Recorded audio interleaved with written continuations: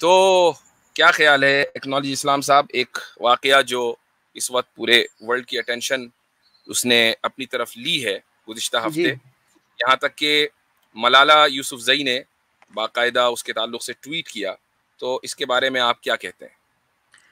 जी, औज़ुबिल्लाहि मिनश्शैतानिर्रजीम, बिस्मिल्लाहिर्रहमानिर्रहीम। सबसे पहले तमाम व्यूअर्स को मेरी तरफ से सलाम, अस्सलाम वालेकुम सबको। अच्छा मुफ्ती साहब, स्ट्रीम से पहले मैंने आपसे ये बात इसलिए कही क्योंकि इनिशियली जब ये चीज़ हुई, क्योंकि बारबी मूवी का जो रिलीज़ था ये पिछले महीने हुआ, यूजुअली मोस्टली ईद के बाद ही हुआ। हाँ, ईद के बाद होता है। तो मुझे लगा ठीक है, बारबी मूवी है, मैं क्योंकि आज तक इंसान को यही पता था कि बारबी एक खिलौना है, तो वो एक मूवी होगी। मुझे भी यही लगा कि एक यूजुअली एक बारबी का कोई होगा बच्चों के लिए, और उसको पोर्ट्रे भी किया गया कि ये बच्चों के लिए एक मूवी है, पूरी फैमिली फन के लिए मूवी है। तो ठीक था, कोई इशू नहीं था। लेकिन जब ये मूवी रिलीज हुई, उसके बाद जब रिएक्शंस आए क्रिटिक्स के, तो तब मुझे पता लगा कि ये कितना बड़ा एक एटम बम डाल दिया है इन्होंने, जो कि लिटरली आई मीन टू से कि एक एटम बम है। उसकी वजह क्या है, अब आपको मैं हिस्टोरिकली थोड़ा एक पस मंजर भी दे दूं कि 1959 में एक कंपनी एक लॉन्च करती है एक डॉल को, एक टॉय को, जिसका नाम वो रखती है बारबी। सबको पता होगा इसके बारे में, हर एक लड़की ने कभी ना कभी इस डॉल से खेला ही होगा।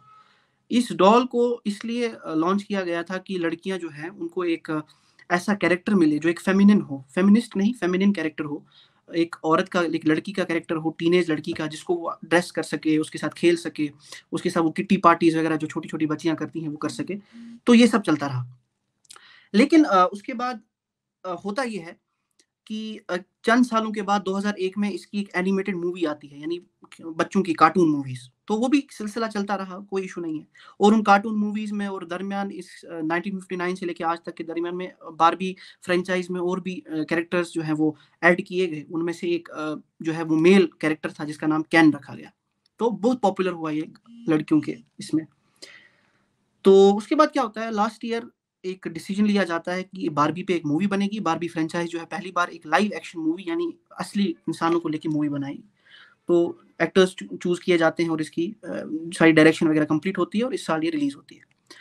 अब बारबी में मसला क्या है वो अब मैं आपको बताता हूँ कि सबसे पहले जब बारबी रिलीज होती है तो बारबी की एक क्रेज पूरी वर्ल्ड में आ जाती है कि बारबी मूवी अगर देखनी जानी है तो आपको थिएटर में जो है पिंक कलर पहनना पड़ेगा। तो लड़के लड़कियां और आजकल जो हमारे तीसरे किस्म के जो भी हैं वो मखलूक हैं, वो भी येलो कलर या पिंक कलर जो है वो लेके चले जाते हैं थिएटर में।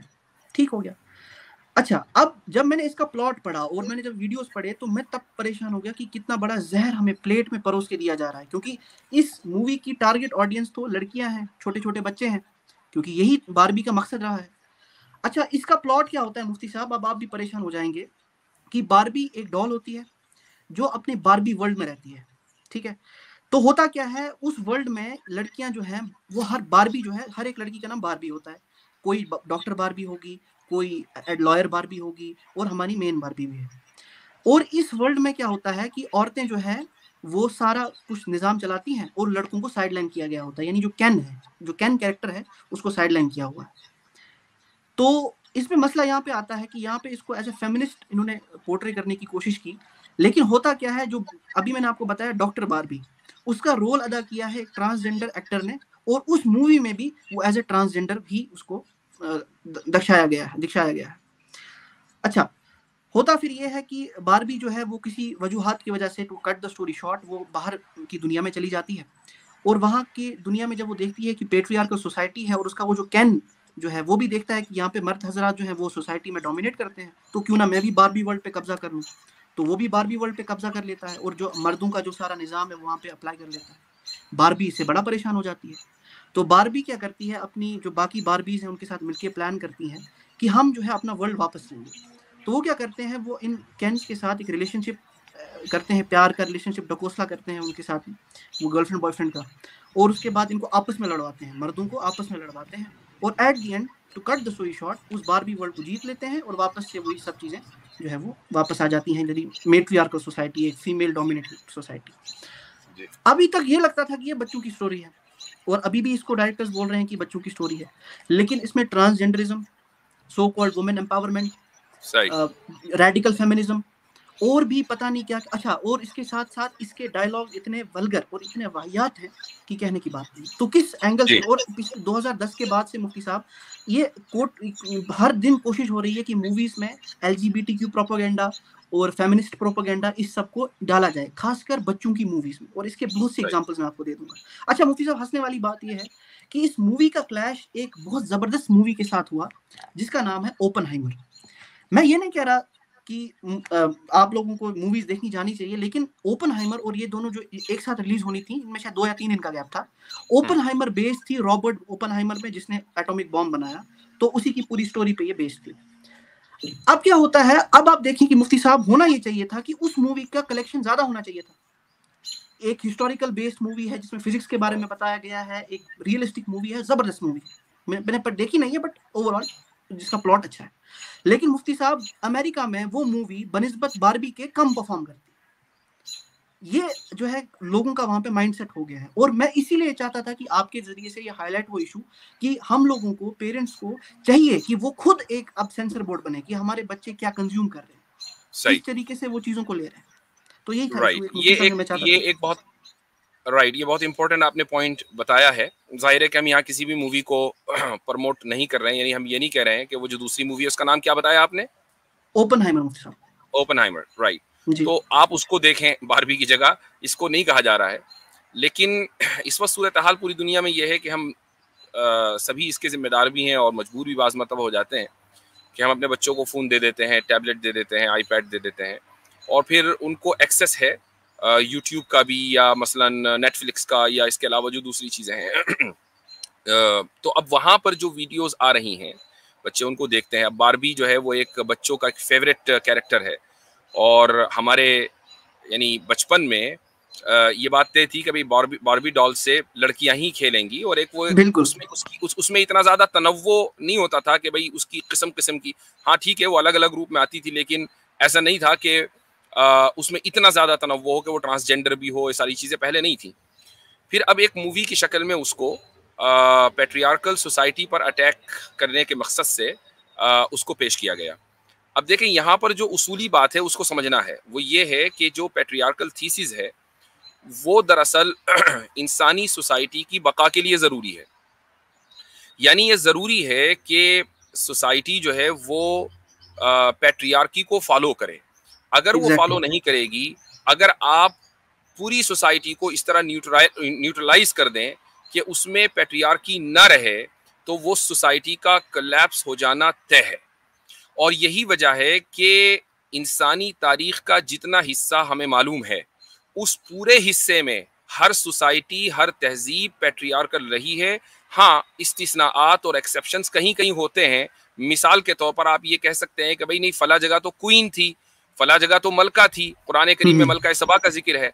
लेकिन आपको ये जहन में रखना चाहिए कि मलिका सबा, या जिसको बिल्कीस कहा गया, मुफस्सिरीन ने उनका नाम जिक्र किया, तो वो भी पैट्रियार्कल सोसाइटी थी। यानी उनके जो हवारी थे या उनके जो मुशीर थे, सारे के सारे मर्द थे। ये अलग बात है कि एग्जीक्यूटिव पावर किसी जगह मसलन औरत को दे दी गई। तो ये जो पैट्रियार्कल थीसिस है ये क्यों नेचुरल है, मैं उसकी एक वजह बयान करना चाहता हूँ। वो वजह ये है कि जो इस वक्त साइंटिफिक रिसर्चेस हैं उनसे हमें ये पता चलता है कि औरतें ओवरऑल हाइपरगेमस होती हैं। और हाइपरगेमी का मतलब ये होता है कि औरतें मसलन अपने से बेहतर मर्द का इंतखाब करना चाहती हैं कि जो तालीम में उनसे फायक हो, जो माल और दौलत में उनसे बढ़ा हुआ हो। यही वजह है कि अगर आप, आम तौर से ये बात हो रही है, हर औरत की बात नहीं हो रही है, एक्सेप्शंस आर ऑलवेज देयर। मसलन अगर आप औरत के सामने एक दो मर्द बिठाएं और उसको ऑप्शन दें कि भाई तुम चाहे इससे निकाह कर लो और चाहे दूसरे से निकाह कर लो, और मसलन ये दोनों मर्द एक ही फैमिली से आते हों, मसलन एक ही ख़ानदान से आते हों, और यानी नसब के एतबार से कोई मसला नहीं है, हसब के एतबार से कोई मसला नहीं है, ख़ानदान की जो रेप्यूटेशन है सोसाइटी में उसके एतबार से कोई मसला नहीं है, माल और दौलत दोनों की बराबर है, एजुकेशन दोनों की एक है, एग्जैक्ट एवरीथिंग इज सेम। लेकिन फ़र्क ये है कि एक मर्द थोड़ा सा शॉर्ट है और दूसरा लंबा है, टॉल है। तो अब आप ये बताएं कि अगर उस औरत को बिल्कुल एकदम चॉइस दी जाए कि चाहे तुम इससे निकाह कर लो या उससे निकाह कर लो, और उसका अपना दिल किसी एक तरफ माइल अभी तक नहीं हुआ, तो ला महाला उस मर्द का इंतखाब करेगी कि जो टॉल है, जो शॉर्ट है उसका इंतखाब नहीं करेगी। और उसकी वजह यही है कि औरतें जो हैं वो फितरी एतबार से हाइपरगेमस होती हैं, तो वो अपने से बेहतर को देखती हैं। तो ये जो अपने से बेहतर है, ये जो स्टैंडर्ड है, जो साइकोलॉजिकली एक फैक्ट बन चुका है, इससे ये साबित होता है कि जो पैट्रियार्कल सोसाइटी है वो इंसानियत की बका के लिए ज़रूरी है। औरतें खुद नेचुरली और फितरी तौर पर पैट्रियार्कल सोसाइटी, पैट्रियार्कल थीसिस में बिलीव करती हैं। एक पॉइंट तो ये है। दूसरा, मैं आपको कुरान करीम से एक वाक़या सुना देता हूँ। ये वाक़या हज़रत सुलेमान का और हज़रत सुलेमान अलैहिस्सलाम और बिल्कीस का जो वाक़या है, मैं उसकी तरफ इशारा कर रहा हूँ। गालिबन पिछली किसी स्ट्रीम में किसी ने पूछा भी था, तो मैं उसका उसको दोबारा जिक्र कर देते ताकि लोगों के इल्म में इंशाअल्लाह इजाफा हो और जिनको मालूम है उनका इल्म ताज़ा हो। वो ये है कि बिल्कीस ने हज़रत सुलेमान अलैहिस्सलाम से सुलह कर ली थी और सुलह के नतीजे में हर जगह अमन व अमान फैल गया, कोई जंग नहीं हुई।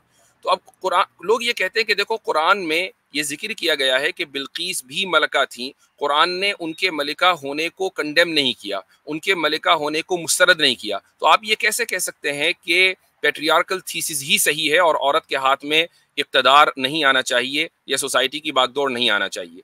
तो इसका जवाब ये है कि अगर हम बिल्कीस के लोगों के पर्सपेक्टिव से देखें तो बिल्कीस ने जंग ना करके दरअसल अपनी डिफीट को एक्सेप्ट कर लिया था, जबकि जो उनके इर्द गिर्द लोग थे बिल्कीस के, वो ये मशवरा दे रहे थे कि हमारे पास ताकत है, अगर हमारे पास ताकत है तो हम क्यों इस ताकत को नहीं आजमाते, क्यों हम जंग नहीं करते सुलेमान और उनके लश्कर से। लेकिन बिल्कीस ने क्या कहा था कि इन्नल मुलूका इज़ा दखलू क़रियतन अफ़सदूहा व जअलू अइज़्ज़त अहलिहा अज़िल्ला, कि जब बादशाह किसी शहर में दाखिल होते हैं तो वहाँ के जो एलीट क्लास है उनको वो इस तरह सजा देते हैं कि वो लोअर क्लास बन जाती है और उन इलाकों को तबाह कर देते हैं। लिहाजा हमें ऐसा रास्ता इख्तियार नहीं करना चाहिए कि जिसमें हमारी पॉसिबली तबाही हो। तो बिल्कीस ने गोया के जंग से अवॉइड किया। जंग से अवॉइड करने का नतीजा ये हुआ कि सुलह हो गई और सुलह इस तरह हुई कि बिल्कीस ने हज़रत सुलेमान अलैहिस्सलाम का पेश करदा कलीमा पढ़ लिया और पूरी की पूरी कौम मुसलमान हो गई। इमेजिन करें कि अगर हज़रत बिल्कीस का कोई जनरल मुसलमान नहीं हुआ तो उसके एतबार से तो ये डिफीट हुई ना, इससे बढ़कर और क्या डिफीट है कि हम बगैर लड़े हमने अपनी हार को तस्लीम कर लिया। तो अब मुझे बताइए कि इस वाक़ये के अंदर भी जो पैट्रियार्कल थीसिस है उसको अल्लाह सुब्हानहू व तआला ने तरजीह दी है, उसको प्रेफरेंस दी है और बताया है कि कैसे जहां मर्द के पास इक़्तिदार था वो बगैर लड़े उसने जंग जीत ली, जहां औरत के पास इक़्तिदार था तो उसने अपनी शिकस्त को तस्लीम कर लिया। तो इससे यह साबित होता है कि माशरे की बका जो है वो पैट्रियार्कल थीसिस में है। मुफ्ती साहब, इसमें एक और चीज है जी कि जो बारबी मूवी का जो टाइटल है ना जी, वो पता है क्या है? वो है she is everything, can is just nothing, he is can, he just can. ये टाइटल है, इसका टाइटल लाइन जो इसकी पंच लाइन है वो ये है। तो अंदाजा करें कि क्या कंटेंट हमें परोस रहे हैं।